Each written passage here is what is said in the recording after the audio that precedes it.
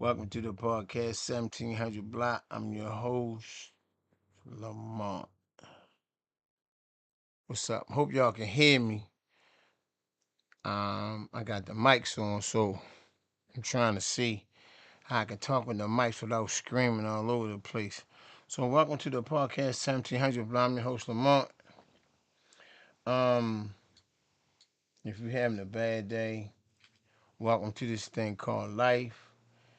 If you're missing someone, welcome to this thing called life. If you just in a position where um you ain't figured out what's really going on with you yet, welcome to this thing called life. All right. I don't know if the chat box something on this one. I gotta fix it. Every time I fix it right, something goofy happened to it. I'll do it again later on. All right, cause I be wanting y'all to chat. I did figure out how I can chime y'all in. I got that together. So whenever y'all ready to come on, y'all want to do something, let me know. If I did figure that out. This is tricky, man, because sometimes you do it, then you got to go back in there and do it again. And it's like a real learning process. Anywho, I was looking at a whole bunch of stuff online about, and it's really nothing new. It's just a bunch of stuff about racism and how these young people was at this park, man, and the police just came and was like, "We need y'all to move."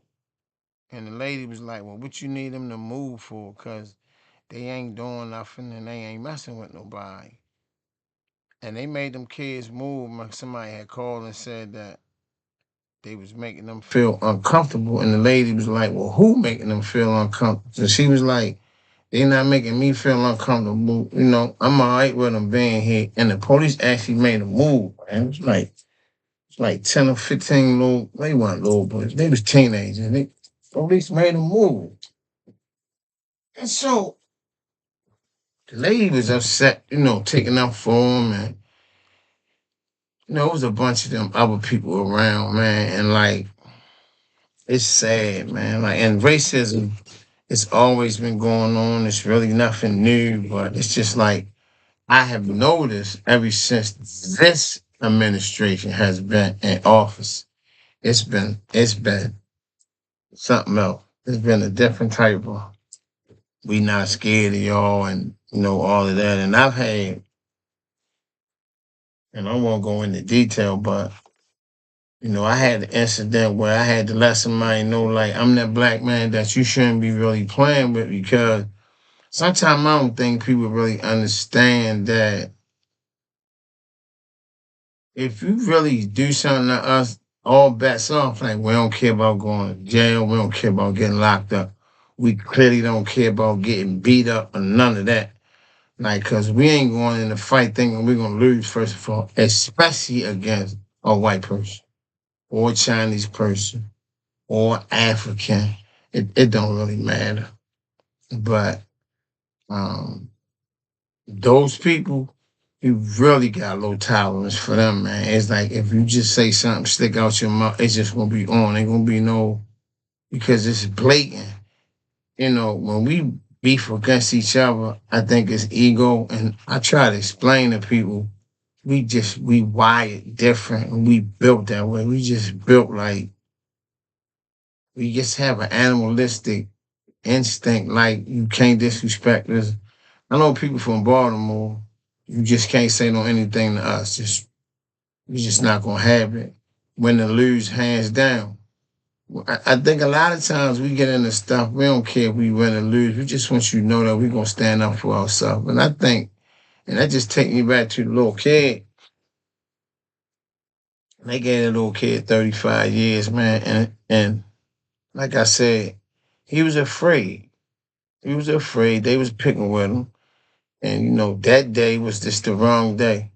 And it was a whole bunch of stuff going on, man. And I don't think he was wrong. I mean, I still don't think he was wrong for protecting himself.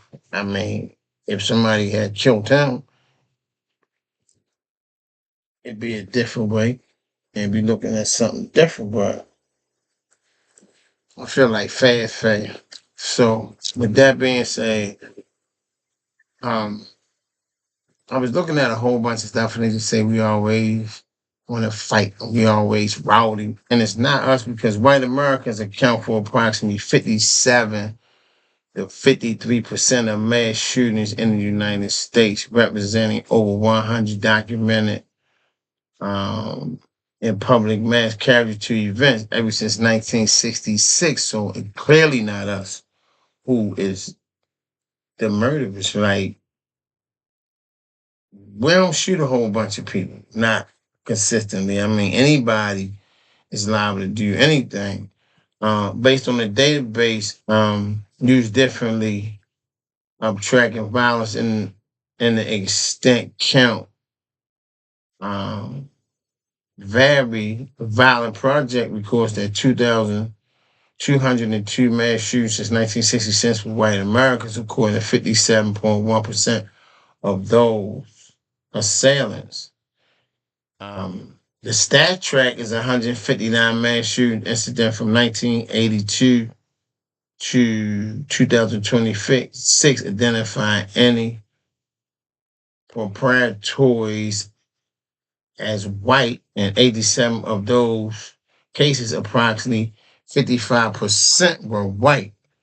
So it doesn't look like we doing a whole bunch of that. Mother Jones tracks indiscriminate public shootings since 1982, with the white individuals having carried out slightly over half of the confirmed incidents in their database. So 57% of white Americans are the ones that's killing people. Statistics will have you believe that the black man is the violent person and everybody's scared of him. And I heard this lady say, what y'all scared because y'all think we're going to do the same thing to y'all that y'all been doing to us? These are my original prescriptions. Even though the other ones are prescriptions, we going with these. You ever wear glasses and it make it seem like they make your eyes worse than they was before you start wearing, or is it just me? So I just want to bring you some statistics. God dang on flies, man. I don't know where they come from. He just flying around, man. Report highlights. Mass shootings represent a small portion of the population according to demographics. So this is the mass shooting by race. It's a chart. 2002 mass murder shooters from 1966 to 2026, 202 equate to one for every 1.6 million people in the U.S. White Americans, according to 56.9 of mass shootings in the U.S.,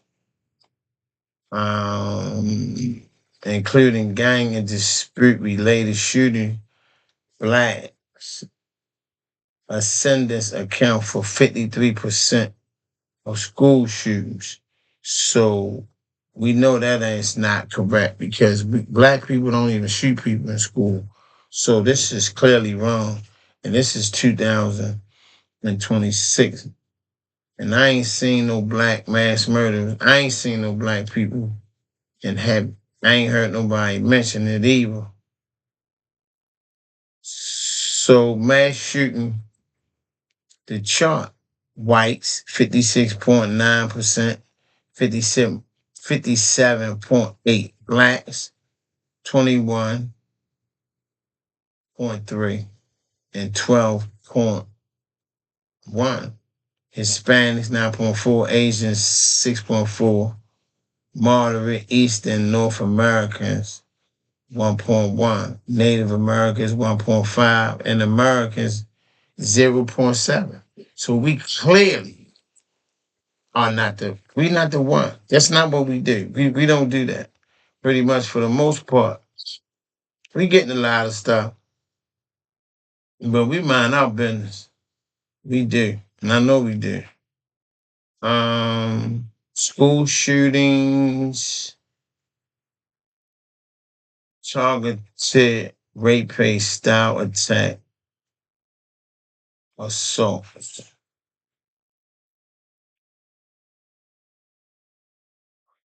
Assault. Targeted rampage style attacks. Whites, 61%. Blacks, 14. Asians, 9. Hispanics, 8. Native Americans, 5. Adult, I'm trying to read this in Spanish. Adolescents.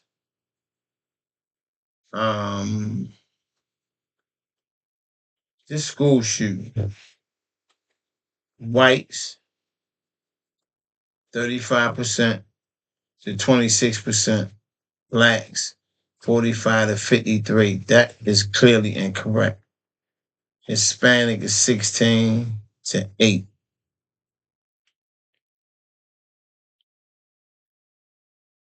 I got a fly in my room. Man, hitting the ceiling, man. It must be a big fly.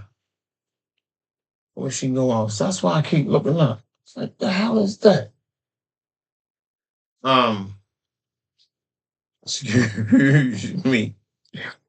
Mass shootings and school shootings in the U.S. are rare events. According to our demographic, shootings represent fewer than 1 every 1.6 million people. White individuals account for the largest share of targeted mass shootings and school shootings, but their rare is unrepresented related to their share of the U.S. population. Like individuals account for more school shootings and studies that include race and dispute-related incidents. I don't believe that. I don't believe that. That don't sound right to me. It sounds. I don't know, y'all. That's a little suspect. It's a little suspect. It's a little suspect. It don't sound right to the kid.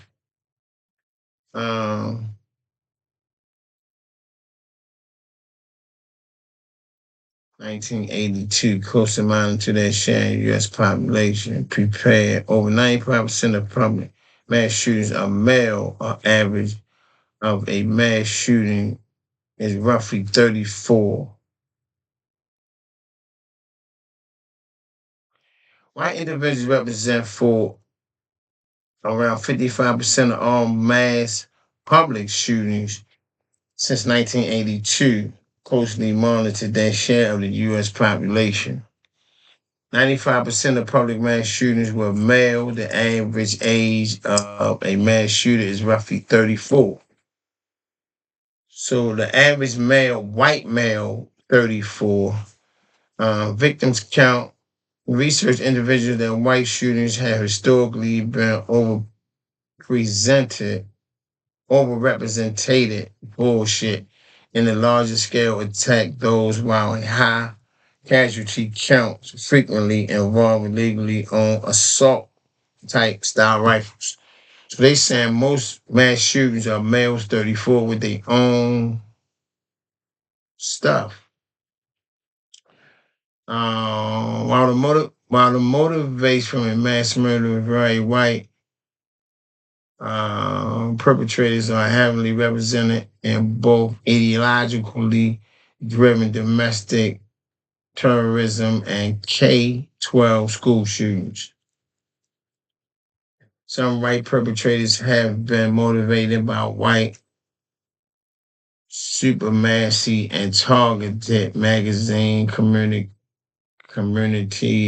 Notable example including Dalen Ruth, 2015 Emerald AME church shooting in Charleston, and Patrick Cruz, 2019 Walmart shooting in the EI, school shootings and K-12 school shootings, especially ranging shootings in suburban and rural public high school.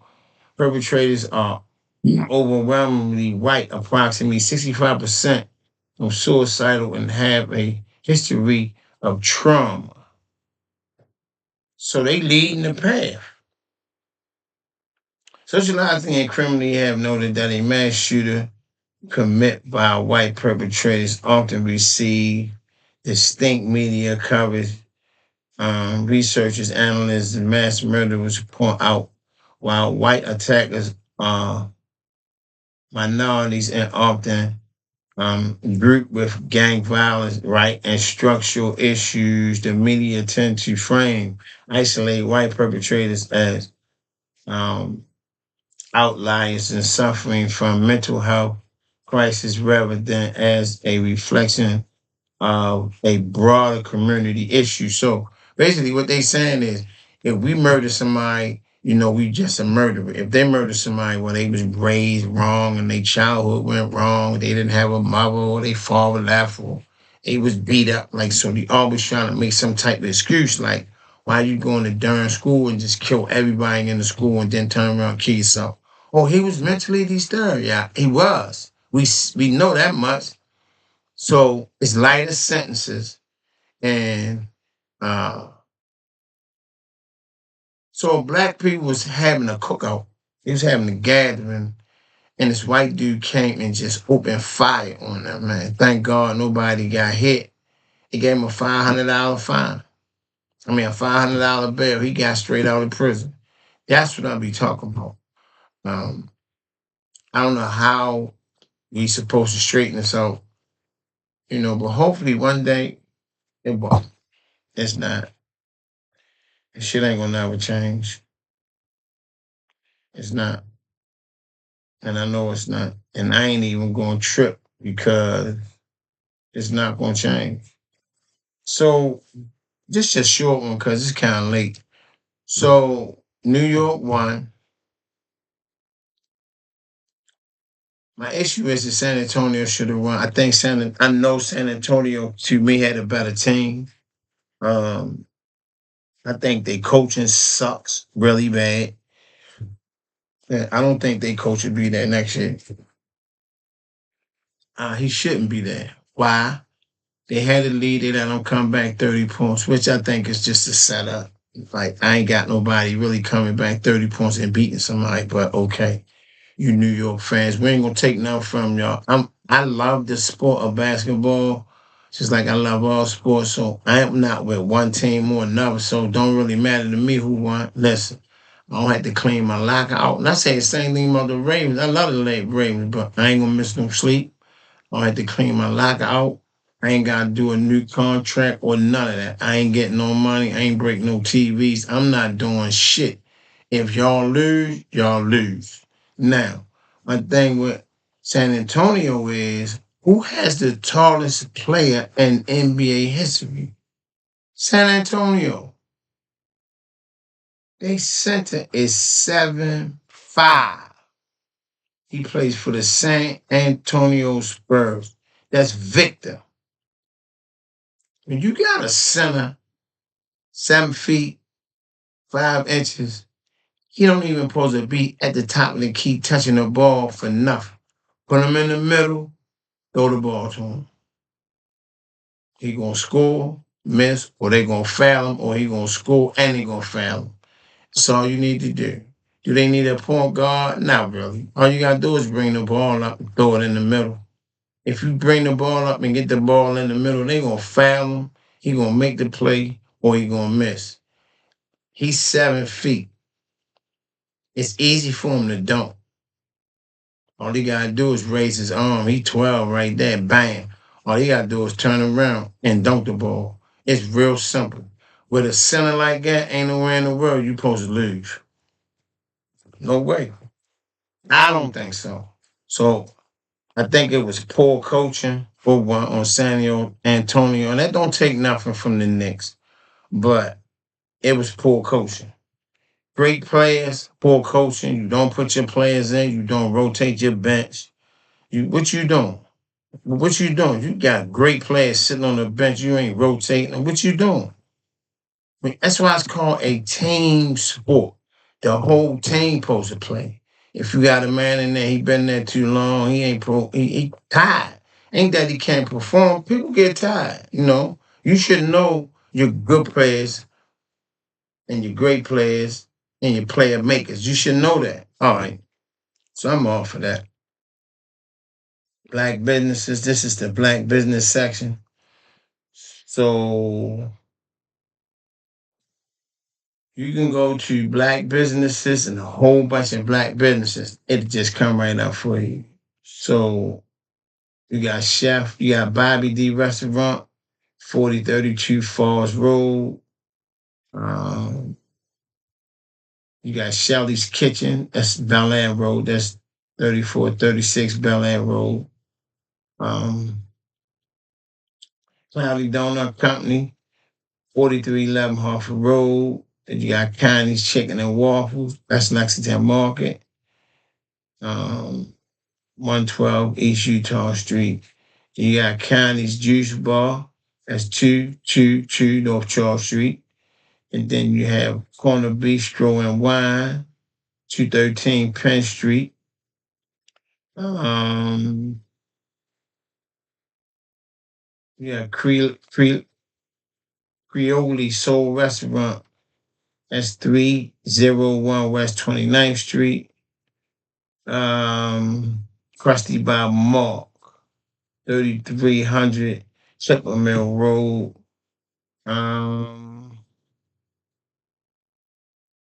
You have a couple more kitchens. You got Fishnet Baltimore. That's on Mount Vernon Marketplace, 520 East Park Avenue. Flight America, Fusion. It don't have no address though. Just a phone number, 410-978 8190. So it's a bunch of gourmet places on here. I just named a few. You can go to Visit Baltimore. Pop up. Black owned businesses directory. Discover black owned restaurants, shoes, businesses, and cultural attractions in Baltimore. So that's kind of like on the Baltimore page. You can go on the Baltimore page and get that. And then you got some black stuff that you have, because God is not a word.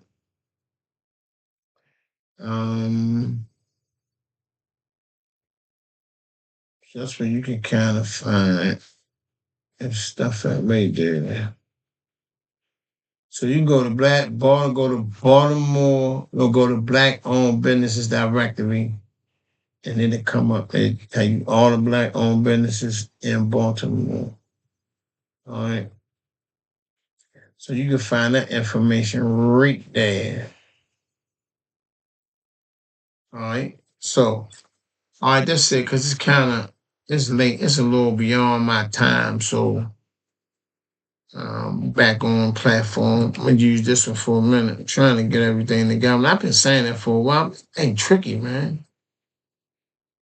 I don't know what the hell I be doing sometimes. I be tripping. All right, so welcome. Tomorrow's Monday. Have a great day. And if you have one of the moments and you're missing somebody, welcome to this thing called life. If you stick around long enough and let God work on you, it'll change your mind. It'll get better. All right, so I'm out of here, man. I'll see y'all later. All right.